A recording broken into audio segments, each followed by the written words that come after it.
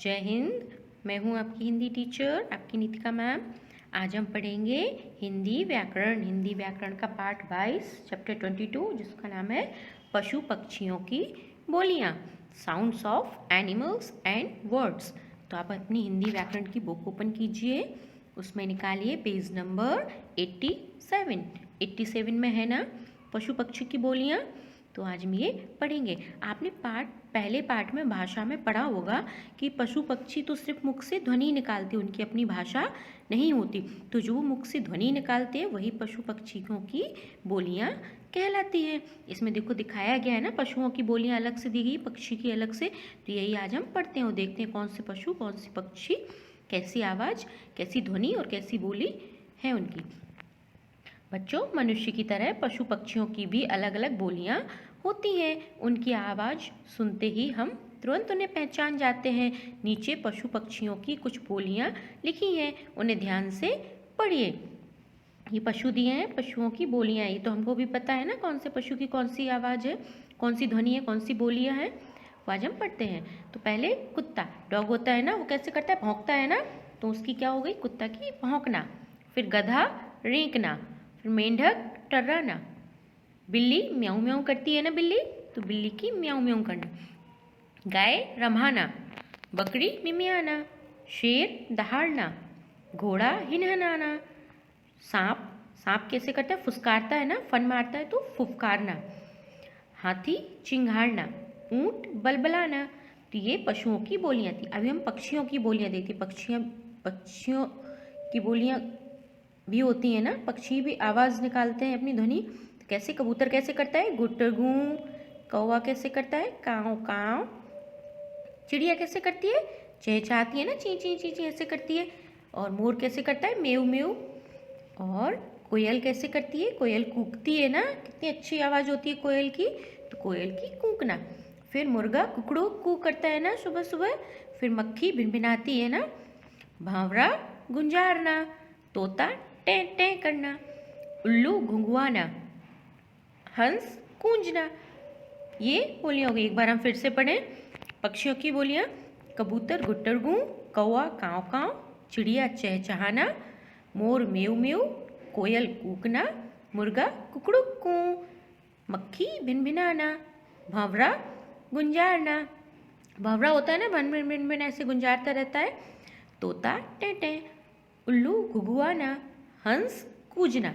ये हमारे पशु और पक्षियों की बोलियां हो गई। जैसे इनकी बोलियां होती हैं ऐसे इनके बच्चे भी होते, तो इनके बच्चों के भी नाम अलग अलग होते हैं। क्या बोलते हैं हम कौन से पशु पक्षी के बच्चे को, देखते हैं। बकरी के बच्चे को मेमना कहते हैं, और कुत्ते के बच्चे को पिल्ला कहते हैं, पपी होता है ना कुत्ते का। और गाय के बच्चे को बछड़ा, मुर्गी के बच्चे को चूजा। फिर हिरन का जो बच्चा होता है उसको हिरनौटा, शेर के बच्चे को शावक, और फिर बिल्ली के बच्चे को क्या कहते हैं, बिलौटा। तो ये हमारे पशु पक्षी और उनके बच्चों के नाम हो गए। अभी नेक्स्ट पेज पर आते हैं। उसमें क्या है, अभ्यास दिया है। अभ्यास में हमको क्या करना है, नीचे कुछ पशु पक्षियों के घरों के चित्र दिए गए हैं। पशु पक्षियों के नामों को उनके घर तक रेखा खींचकर मिलाइए।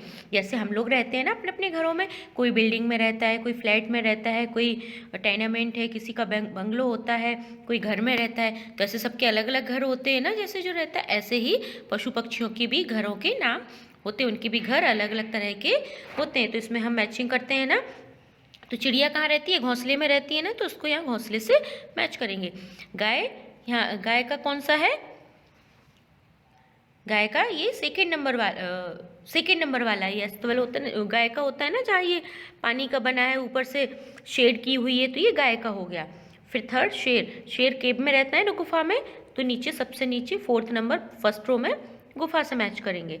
फिर बकरी, बकरी कहाँ रहती है, बकरी ऊपर जो सर्कल बनाया हुआ है ना ऐसे करके, सबसे पहला सेकंड रो में वो बकरी का रहने का घर है।